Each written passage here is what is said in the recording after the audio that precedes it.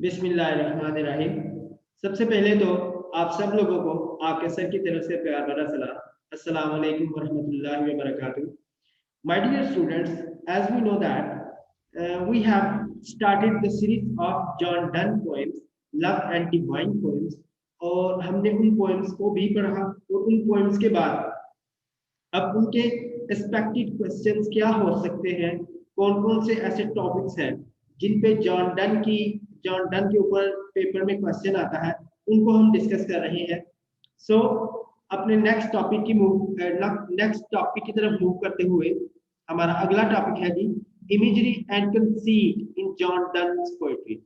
तो John Donne की poetry में हमें इमेजरी और कंसीट इन दोनों की भरमार मिलती है। दोनों ही बहुत ही लार्ज क्वांटिटी में यूज होते हैं। ठीक है।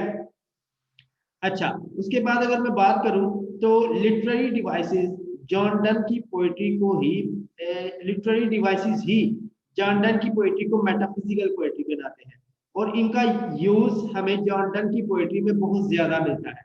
जैसे इमेजरी हो गई, कंसीट हो गया, फन हो गया। ठीक है। ये सारी लिटरेरी डिवाइसेस जॉन डन जो है वो बहुत अच्छे तरीके से यूज करते हुए नजर आते हैं। तो जॉन डन की पोएट्री में इमेजरी और कंसीट का यूज ही आज हम पढ़ने जा रहे हैं, जो जॉन डन की पोएट्री को बहुत ही इंटेलेक्चुअल बनाती है और बहुत ही अच्छा जो है वो यानी कि इंप्रेशन छोड़ती है रीडर्स के ऊपर। So what is imagery and what is conceit which is discussed in the John Donne poetry, ये क्या होते हैं, इनको आज हम डिटेल से डिस्कस करेंगे। So imagery means imaginative language that produce picture in the mind of people reading और लिसनिंग। तो इमेजरी वो होती है जो किसी भी इंसान के माइंड में किसी चीज की कोई तस्वीर बना देती है, पिक्चर बना देती है। जो भी उस चीज को पढ़ रहा है उसके माइंड में एक पिक्चर क्रिएट कर जाती है। हमें उस चीज के बारे में पढ़ते ही हमारे माइंड में जो है वो एक यानी कि एक स्केच आना शुरू हो जाता है उस चीज के बारे में। इसको इमेज जो है वो कहा जाता है। So conceit means a clever expression. तो ये एक क्लेवर एक्सप्रेशन होता है। It is also a type of imagery. ये भी एक इमेजरी की ही टाइप होती है। लेकिन ये इमेजरी की टाइप कैसे होती है, इसको बहुत ही क्लेवरली पोइट्स जो है वो यूज करते हैं, फैंटास्टिक वे में एग्जैजरेट करते हैं चीजों को। ठीक है। And sometimes observe between two things. ठीक है। तो समटाइम्स जो है वो दो चीजों का कंपैरिजन करने के लिए जो है वो इमेज क्रिएट किया जाता है। तो कंसीट जो है वो बेसिकली फॉर फेच्ड कंपैरिजन को कहते हैं। ठीक है। जब हमने मेटाफिजिकल पोएट्री को डिस्कस किया था तब भी हमने इसके बारे में बहुत ज्यादा डिस्कशन की थी कि दो बिल्कुल ही अपोजिट चीजों को जो है वो जॉन डन आपस में कंपेयर कर देते हैं, जिनका कोई तुक्की नहीं है, जिनकी कोई सेंस ही नहीं हमें समझ आती कि इन दो चीजों का भी हम कंपैरिजन कर सकते हैं। लेकिन जॉन डन हमें उन दो चीजों वो दो चीजें लेके उनको आपस में कंपेयर कर देते हैं। ठीक है। जिसको कंसीट का नाम दे दिया जाता है और ये बहुत क्लेवर एक्सप्रेशन होता है, क्लेवर आइडिया होता है किसी भी लिटरेचर के वर्क में। और जॉन डन इसको बहुत अच्छा जो है वो यूज करते हुए नजर आते हैं। अच्छा, according to Aristotle, image making is the most important faculty of a poet. To make an image is to discover similarity and dissimilar objects. तो किसी भी चीज में, ठीक है, इमेज हम इसलिए क्रिएट करते हैं, या तो हम उसमें सिमिलैरिटी ढूंढ रहे होते हैं या डिसिमिलर। ठीक है। जो चीजें एक जैसी लगती हैं या जो चीजें एक जैसी नहीं लगती, उनमें जो है वो बेसिकली हम चीजों को ढूंढ रहे होते हैं कि ये दोनों कुछ डिस्कवर कर रहे होते हैं। ठीक है। जैसे मैंड्रिक ट्री की उन्होंने एक इमेज जो है वो क्रिएट की थी, go and catch a falling star में। उसके बाद डेवल के जो उल्टे पाँव थे, फॉलिंग स्टार। तो ये सारी इमेजेस ही है, इसमें सिमिलैरिटीज ढूंढी जा रही है, सिमिलैरिटी और डिससिमिलैरिटीज जो है वो ढूंढी जा रही है। तो इस जॉन डन जो है वो बेसिकली इसीलिए इसको यूज करते हैं ताकि वो चीजों को सिमिलर या डिससिमिलैरिटी दिखा सके या सिमिलैरिटी चीजों में दिखा सके। तो अरिस्टोटल जो है वो इसकी तारीफ करते हुए कहता है कि सिमिलैरिटी और डिससिमिलैरिटी को दिखाने के लिए बेसिकली कंसीट का यूज किया जाता है। So thus a conceit is also a kind of imagery. मैंने पहले भी बताया कि ये भी एक इमेजरी ही होती है। The purpose of an image in his poetry is to define emotional experience by an intellectual parallel. तो अपने इमोशनल एक्सपीरियंसेस को, इमोशंस को एक्सप्रेस करने के लिए ये जो है वो बेस्ट वे समझा जाता है कोई भी इमेज क्रिएट करना, और पोएट इस टेक्निक को बहुत ज्यादा यूज करते हैं। अच्छा, अब कंसीट की दो टाइप्स यहाँ पे बताई गई हैं, एक है ब्रीफ कंसीट, एक है एलेबोरेटिव कंसीट। ठीक है, तो ब्रीफ कंसीट क्या होता है, जिस तरह हमें दो चीजों का कंपैरिजन नजर आता है, स्ट्राइकिंग कंपैरिजन। ठीक है, जैसे देखें, brief conceit is like a spark made by striking two stones together, कि दो अपोजिट चीजें हैं उनको आपस में जोड़ दिया, उनमें सिमिलैरिटी या डिससिमिलैरिटी को ढूंढना। ठीक है, उसको हम क्या कहते हैं, ब्रीफ कंसीट कहते हैं। इन एन एलैबोरेटिव कंसीट, एक एलैबोरेटिव कंसीट होता है, many points of likeness are constantly forced upon the attention of the readers। तो रीडर्स की अटेंशन को हासिल करने के लिए एक कंपैरिजन में जो है वो कह लें कि एक के बाद एक के बाद एक के बाद एक जो है वो बात की जाती है, ताकि रीडर्स की, पोएट्स और राइटर्स जो है इसके जरिए अपनी लाइकनेस जो है वो शो कर रहे होते हैं, मतलब इमेजेस पे इमेजेस वो दे रहे होते हैं, हमें दिखा रहे होते हैं। ठीक है, जिस तरह हमें दिखाया गया है the valediction of forbidding mourning में, कि पोएट जो है जॉन डन जो है वो जो कंपस की दो टांगे होती हैं उनके जरिए जो है वो ह्यूमन बींग्स का, मतलब दो लवर्स का कंपैरिजन कर रहे हैं। ठीक है, और ये नहीं कि वो एक लाइन में कंपैरिजन खत्म हो जाता है ना, वो कंपैरिजन चलता रहता है। तीन जो लास्ट थ्री स्टैंजा है पोएम के, वो सिर्फ इसी कंपैरिजन पे दिए गए हैं। देखिए किस तरह अपनी बात को जस्टिफाई करने के लिए वो एक के बाद एक बात, एक के बाद एक बात जो है वो करते जाते हैं। ठीक है, अब कंसीट का मकसद क्या होता है, कंसीट का मकसद भी यही होता है कि एक पोएट जो है अपने रीडर को परसुएट करना चाहता है, अपने रीडर्स को अपनी बात पे एतबार दिलवाना चाहता है। ठीक है, तो इसीलिए जो है वो पोएट कंसीट का यूज कर रहे होते हैं। ठीक है, ये आगे हम पढ़ेंगे भी इसी असाइनमेंट में कि क्यों पोएट्स जो है वो कंसीट का यूज करते हैं। तो in done conceit, there is a force that, on the other hand, holds the dissimilar objects, but on the other hand, it keeps their identities separate।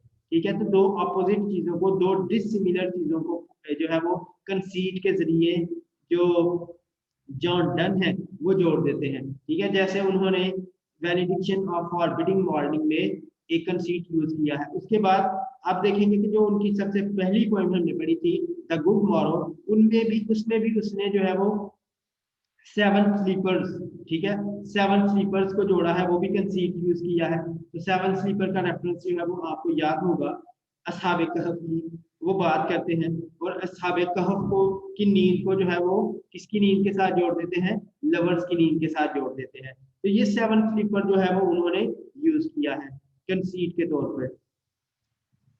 अच्छा, उसके बाद देखते हैं जी मजीद इसकी कैरेक्टरिस्टिक्स।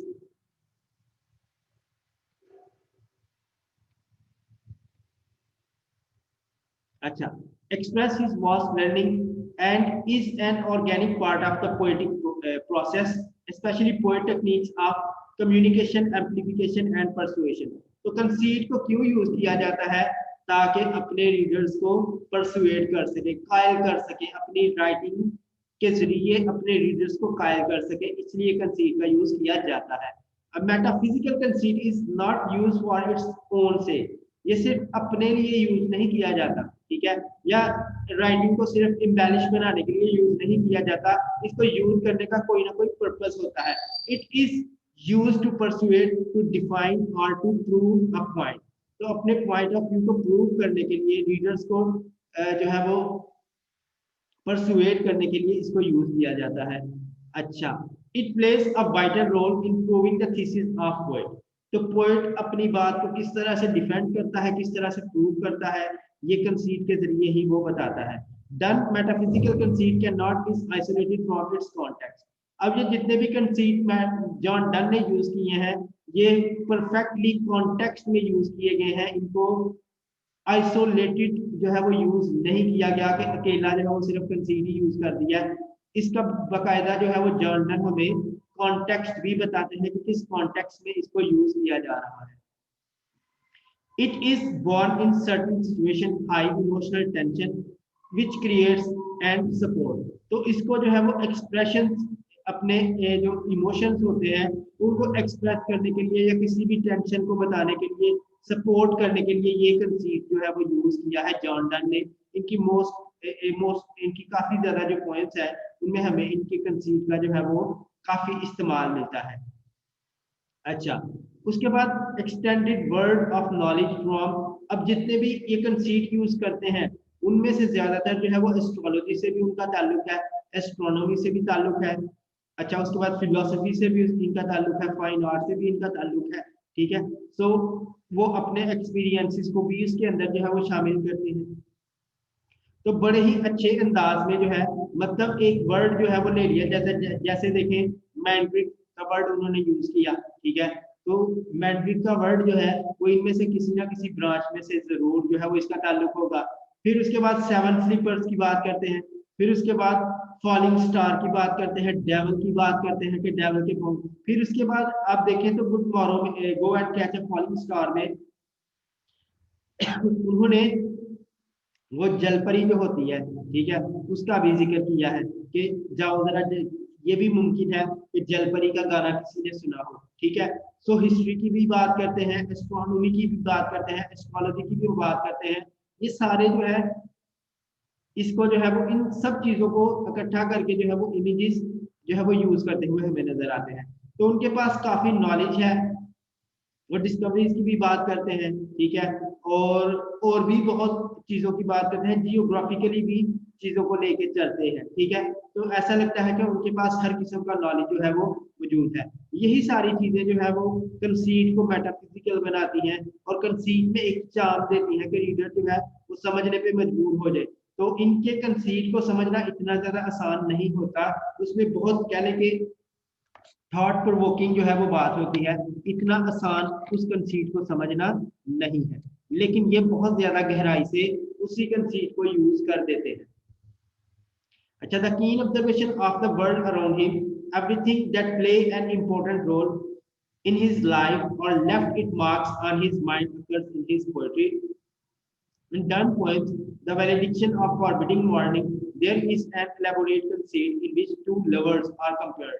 तो ये उसी कंसीट की बात की गई है, वैलिडिक्शन ऑफ फॉरबिडिंग मॉर्निंग। इसके बारे में हम काफी डिटेल से जो है वो डिस्कस कर चुके हैं। तो आप भी जो जॉन डन ने जिस जिस पोएम में जो जो कंसीट यूज किए हैं, आप यहाँ पे एग्जांपल्स के तौर पे जो है वो उनको ऐड कर सकते हैं अपने इस क्वेश्चन में। ठीक है, जैसे सेवन स्लीपर्स का कंसीट है, जैसे फ्ली में जो फ्ली उनकी पोएम है उन्होंने उसमें कंसीट यूज किए हैं। उसके बाद ये देखें द सन राइजिंग, इसमें भी कंसीट यूज हुआ है कि किस तरह से वो अपने एक कमरे को वो पूरा जो है वो यूनिवर्स कह देते हैं और सूरज से कहते हैं कि तुम रोज आया करो, ये जो बिलवट का कमरा है, ये मेरी बिलवट का जो बेड है, ठीक है, या ये जो हमारा कमरा है यही पूरी यूनिवर्स है, इसका चक्कर लगा के चले जाया करो, तो तुम्हारी ड्यूटी जो है वो पूरी हो जाएगी। सो ये देखिए किस तरह से कंसीट यूज करते हुए हमें नजर आते हैं, किस तरह से चीजों को सिंबॉलिक बना देते हैं। Many of them conceits are based on the least scientific, chemical, geographical knowledge or current superstition like alchemy. तो उनके कंसीट्स जो हैं वो साइंटिफिक साइंस से भी लिए जाते हैं वर्ड। ठीक है, जो वो एज अ वर्ड जिस वर्ड को वो एज अ कंसीट यूज करते हैं वो साइंटिफिक भी होते हैं, केमिकल की फील्ड से भी उनका ताल्लुक होता है। ठीक है, जिस तरह से वो एक पोएम है उनकी, उसमें कहते हैं कि जो केमिकल्स इक्वली डिसॉल्व नहीं होते, ठीक है, उनका लाइफ स्पैन जो है वो बहुत कम होता है। इसी तरह हमारा प्यार भी है कि अगर हम एक दूसरे की क्वांटिटी के मुताबिक एक दूसरे में मिक्स नहीं होंगे, मतलब एक जैसा प्यार नहीं देंगे, तो हम भी जो है वो हमारा भी वजूद जो है वो खत्म हो जाएगा। तो देखें किस तरह से वर्ड लेके कंसीट यूज कर देते हैं, जियोग्राफिकली भी कंसीट यूज करते हैं। तो हर किस्म का नॉलेज जो है वो हमें शो करते हैं। एल्केमी जो है ये बेसिकली कह लें कि हर धातु को एक ये ना सुपरस्टिशंस बिलीव होता था कि ये एल्केमी जो धात है ये जिसके पास आ जाती है वो हर धात को सोने में तब्दील कर सकता है। तो एल्केमी का भी जिक्र करते हुए हो हमें अपनी जो है वो उसमें नजर आता है। कंसीट के जरिए जो है वो देखें उनके पास कितना नॉलेज है कि कंसीट के जरिए अपना नॉलेज जो है वो शो करने की कोशिश करते हैं। उसके बाद the first anniversary, hymn to God, my God, in my sickness, इन सारी पोएम्स में उन्होंने कंसीव का यूज किया है। ठीक है। उसके बाद कंपैरिजन किया जा रहा है इनका जॉन कीट्स के साथ, कि जॉन कीट्स जो है वो बेसिकली जो इमेजरी पेश करते हैं, ठीक है, जो इमेजेस वो पेश करते हैं वो बेसिकली अपने कहने के जो है ना sensuous impression is identified with the things he wants to express, whereas Donne is identifies his intellectual analogy with his emotions। तो ये ऑब्जेक्टिव चीज के ऊपर बात करते हैं, ठीक है, एक ऑब्जेक्ट लेते हैं उसके ऊपर ही अपनी सेंसुअसनेस को शो करने की कोशिश करते हैं, ठीक है। जैसे ओड टू नाइटिंगेल, आगे आप इनकी एक पढ़ेंगे, जॉन कीट्स को जब हम पढ़ेंगे रोमांटिक्स में, तो तब इंशाल्लाह इस चीज से मैं बात करूंगा खुल के। तो देखें जॉन डन जो है वो उनकी पोएट्री में हमें ऑब्जेक्टिविटी मिलती है, सब्जेक्टिविटी बहुत कम है, ठीक है। लेकिन जॉन डन की जो पोएम्स है उनमें हमें सब्जेक्टिविटी ज्यादा मिलती है, अपने इमोशंस को ज्यादा एक्सप्रेस करते हैं। लेकिन जॉन कीट्स जो है वो कहीं कहीं पे अपने इमोशंस को एक्सप्रेस करते हैं और इमेजेस को क्रिएट करते हैं, जैसे वो टू नाइटिंगेल में उन्होंने किया है। सो माय डियर स्टूडेंट्स, ये जो आज की असाइनमेंट्स या जो आज का क्वेश्चन था वो यही तक था। आप इसको इनलार्ज करने के लिए इनकी पॉइंट्स में से जो है वो आप एग्जांपल्स को सिलेक्ट कर सकते हैं और देख सकते हैं कि इन्होंने कौन कौन सा कंसीव यूज किया है, कौन कौन सी इमेजेस कहाँ कहाँ पे यूज की है। सो उनको आप एग्जांपल के तौर पे इस पे एडिशन कर सकते हैं। तो वीडियो पसंद आए तो इसको लाइक करें, शेयर करें और अपना बहुत ज्यादा ख्याल रखें। अल्लाह आपका हामी नासिर हो। मिलते हैं अपनी नेक्स्ट वीडियो में फिर किसी नए टॉपिक के साथ। अपना बहुत ज्यादा ख्याल रखिएगा। अल्लाह हाफिज।